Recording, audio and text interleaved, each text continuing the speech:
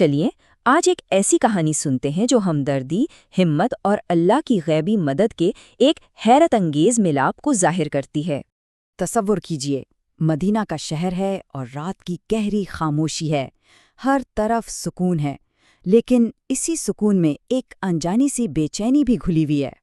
تو اصل سوال یہاں یہ اٹھتا ہے کہ جب کسی کا ایمان، اس کا عقیدہ بہت گہرا ہو اور اس کا سامنا ایک وحشی جنگلی جانور سے ہو جائے تو پھر ہوتا کیا ہے؟ اسی سوال پر یہ پوری کہانی کھڑی ہے۔ کہانی کا آغاز مدینہ کی ایک رات سے ہوتا ہے، ایک ایسی رات جو بظاہر تو پرسکون ہے، لیکن ہمارے مرکزی کردار بی بی فاطمہ کے لیے ایک بڑا مسئلہ اور ایک پیشگی احساس لے کر آئی ہے۔ بی بی فاطمہ تہجد کی نماز سے فارغ ہوئی ہیں، لیکن دل میں ایک عجیب سی گھبراہٹ ہے، اور پھر اسی لمحے دور پہاڑوں کی طرف سے ایک شیر کی دہاڑ گونجتی ہے جو اس رات کچھ زیادہ ہی خوفناک لگ رہی تھی۔ یہ آواز اس قریبی جنگل سے آ رہی تھی جہاں رات کے اندھیرے میں قدم رکھنے کا کوئی سوچ بھی نہیں سکتا تھا۔ اور اسی بے چینی کے ماحول میں اصل مسئلہ سامنے آتا ہے۔ نبی اکرم صلی اللہ علیہ وسلم اپنے صحابہ کو بتاتے ہیں کہ پہاڑ کے اس پار ایک بیوہ عورت ہے جو 2 دن سے بھوکی ہے۔ اب دیکھیے، یہاں ایک کشمکش پیدا ہو گئی۔ ایک طرف تو نبی کا حکم تھا کہ اس عورت کی مدد کی جائے کیونکہ یہ ایمان کا حصہ ہے، لیکن دوسری طرف ایک حقیقی خوف تھا کیونکہ اس تک پہنچنے کا واحد راستہ اسی خطرناک جنگل سے ہو کر گزرتا تھا۔ جب سب صحابہ خوف کی وجہ سے خاموش تھے تو بی بی فاطمہ، جو یہ ساری گفتگو سن رہی تھیں، انہوں نے ایک بہت بڑا اور ذاتی فیصلہ کیا۔ ان کے ذہن میں بس ایک ہی خیال آیا کہ اگر میرے والد ایک انجان شخص کی بھوک کے لیے اتنے پریشان ہیں تو میں ان کی بیٹی ہو کر کیسے پیچھے ہٹ سکتی ہوں؟ بس فرض اور ہمدردی کے اسی احساس نے انہیں آگے بڑھایا۔ اور یہ صرف سوچ نہیں تھی، یہ فوراً عمل میں بدل گئی۔ انہوں نے گھر جا کر کچھ روٹیاں اور کھجوریں تیار کیں اور بغیر کسی سے کچھ کہے اکیلے ہی اس خطرناک سفر پر روانہ ہو گئیں۔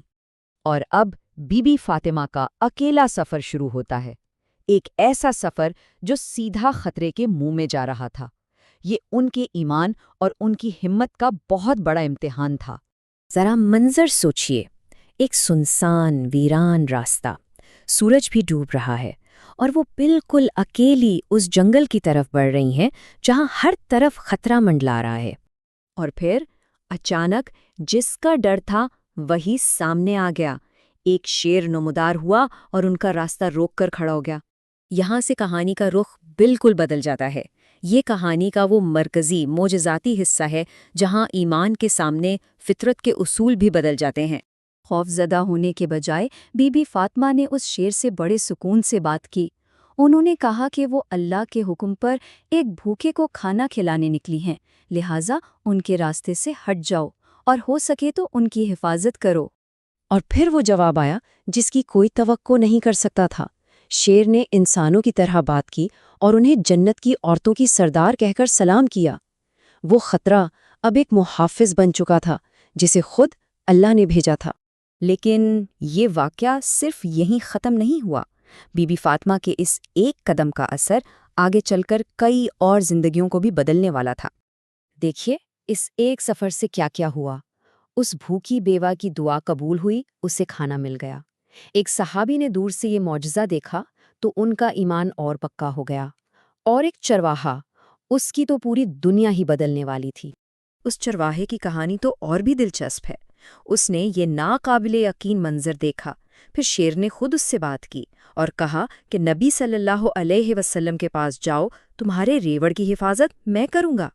یہ دیکھ کر چرواہا سب کچھ چھوڑ کر مدینہ بھاگا اور سیدھا نبی صلی اللہ علیہ وسلم کے ہاتھ پر اسلام قبول کر لیا۔